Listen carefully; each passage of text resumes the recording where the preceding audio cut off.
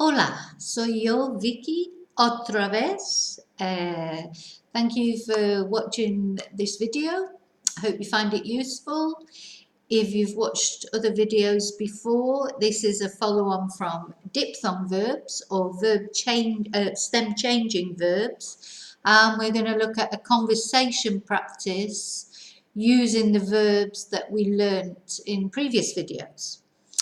If this is the first time you've watched one of my videos, welcome. I hope you know what stem changing verbs are. That may be why you've clicked on this video. If so, that's great. You'll be able to follow this no problem. If you don't know what stem changing verbs are or diphthongs, you really need to watch a previous video that explains about those first, because otherwise you won't really understand how we're getting the conjugations in the questions and answers. If you have the Break the Language Barrier book, I always forget which way to put it on the video because it's all the other way around. Break the Language Barrier Level 1 by Vicki Level. If you do have this book and you want to follow the questions in there, it's on page 49. If you don't have the book, no problem. You'll be able to follow it okay, because I will read them out in English first, then translate them into Spanish, and then I'll be answering them in Spanish, but giving my answers. So if you practice these yourself at home, you will probably have will have different answers. But the verb conjugation will be the same. Okay, so vamos a ver. Empezamos. Let's start. So we're starting with the number 1. Oh, by the way, if you don't have the book and you'd quite like to have the book, you can buy it on any Amazon site or through my website. Okay, so numero uno. The question is, what do you normally order in a Chinese restaurant? Okay, so the verb to order is pedir. This is a diphthong where the E changes to I. So to ask this question, we would say, ¿Qué normalmente pides en un restaurante chino? ¿Qué normalmente pides en un restaurante chino? And if I was to answer that, I would say pido, I order. So that would probably be the same for you with your answer, but obviously the rest of it depends on what you normally order in a Chinese restaurant. So I would say pido dim sum, me gustan los dim sum, y pollo con arroz, por ejemplo. Okay, número 2. What time do you start work? So to say what time in Spanish, we have to say at what time. So you would say a qué hora, and then the verb to start that we've looked at so far is comenzar. You could also use empezar, and they're both diphthongs. Both comenzar and empezar are diphthongs where the E changes to IE. So either ¿a qué hora comienzas el trabajo? O ¿a qué hora empiezas el trabajo? Y número 3, do you sleep well in other people's houses? So the verb that we're conjugating is dormir, to sleep. Dormir is an O changing to UE diphthong. So we would say duermes bien. Now, when we say in the houses of in other people's houses, in Spanish we have to say in the houses of other people. So, duermes bien en las casas de otra gente. Again, 2 ways we can say other people. We could say use gente, which is people, but always remembering that gente is feminine, singular. So otra gente. Or we could use personas and say otras personas. ¿Vale? So there's quite a few different ways we could say this question. ¿Duermes bien en las casas de otras personas o duermes bien en las casas de otra gente? And I would answer, no, no duermo bien en la casa de otra gente o otras personas. Y número 5, how do you find a good mechanic in Spain? So, how, como, find is encontrar, which is an O to UE diphthong. So, como encuentras? I've missed one out, haven't I? Sorry. Número 4, which is how much does a bottle of milk cost in Spain? Sorry, I'm probably confusing everybody. So, ¿cuánto cuesta? Costar is the verb to cost. The O changes to UE. ¿Cuánto cuesta una botella de leche en España? And I would answer that. Una botella de leche cuesta más o menos €1. Okay, número 5. How do you find a good mechanic in Spain? ¿Cómo encuentras un buen mecánico en España? So yeah, encontrar, to find, put the diphthong in it, put the ending on AS, which is the ending for you. ¿Cómo encuentras and you can either say un buen mecánico or un mecánico bueno en España. And I would say, encuentro un buen mecánico por preguntar a mis amigos, by asking my friends. Vale, número 6. What time do you start to watch the television? So we've got the start verb again, so that could be comenzar or empezar. ¿A qué hora comienzas o empiezas a ver o mirar la televisión? And I would say, comienzo a mirar o ver la televisión sobre las 6. Y número 6. Número 7. Do you understand a lot of Spanish? And the verb to understand we'll be using here is entender, because that's the diphthong verb to understand. We can also use comprender, but it's not a diphthong. So, ¿entiendes mucho español? Very short sentence really when compared to the English question. And I would say, sí, entiendo mucho español. Número 8, do you understand? I'm just repeating myself. Do you lose many things in the house? So the verb to lose is perder. So we would say, pierdes muchas cosas en la casa. And I would unfortunately have to answer that. Sí, pierdo muchas cosas en la casa.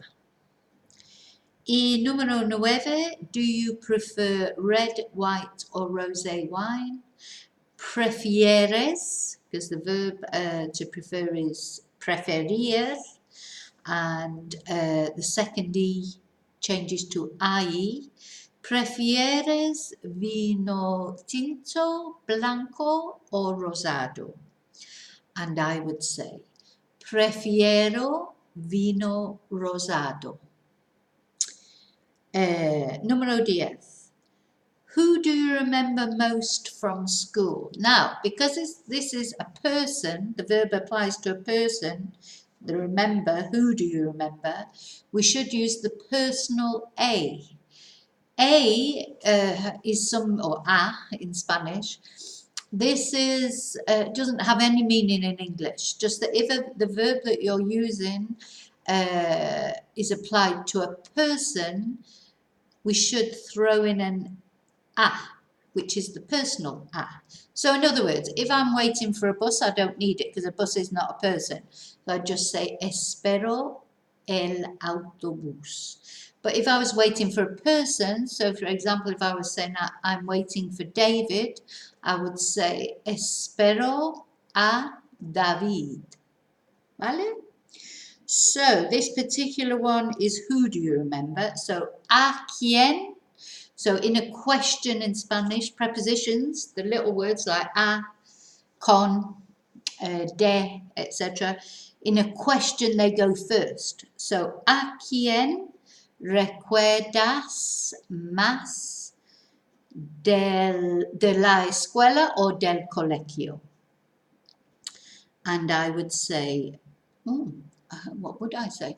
Recuerdo más a mis amigas. I remember my friends the most.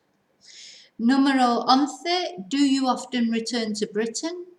So the verb to return, the diphthong verb to return is volver. There is also the verb regresar, but it's not a diphthong, so we won't use that here. We'll use volver, which changes to UE.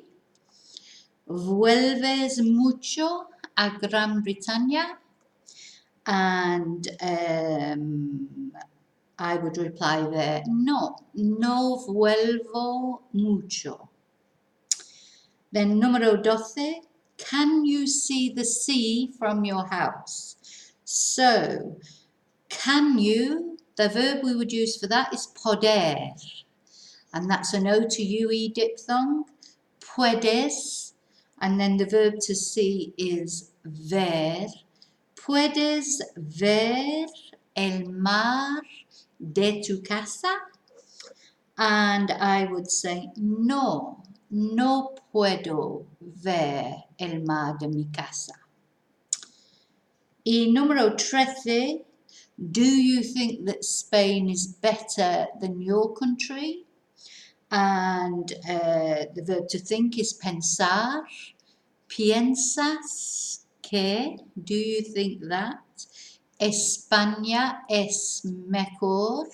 Spain is better que tu país, than your country.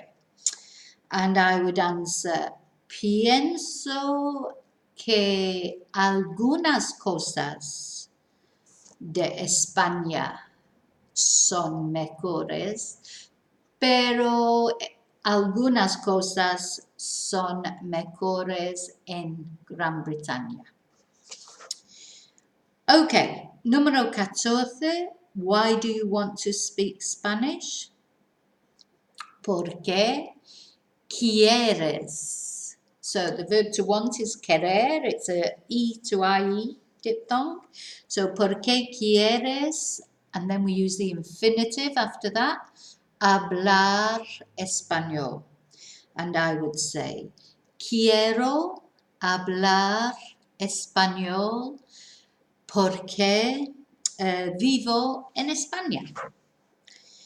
Y número 15, how do you get a good job in Spain?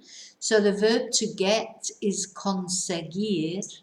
So, ¿cómo consigues un buen trabajo o un trabajo bueno en España? And the answer to that is, consigo un buen trabajo en España by hablando español, by speaking Spanish. Y número 16, what do they normally serve for breakfast in a Spanish restaurant? So, ¿qué normalmente sirven? Yeah, what do they normally serve? So, sirven is the they form. Para desayuno o para el desayuno en un restaurante español. And I would answer, normalmente sirven, they normally serve pan tostada y tomate. Número 17. Do you fry a lot of food? So the verb to fry is freír, and that becomes fríes. It's an E to I change in diphthong. Fríes mucha comida? And I would say, no, no frío mucha comida. And then número 18, the last one. I hope all your answers are yes to this one. Do you follow this course? So the verb to follow is seguir, and it's an E to I change in diphthong. Sigues este curso. And hopefully your answer will be sí, sigo este curso. ¿Vale? Okay.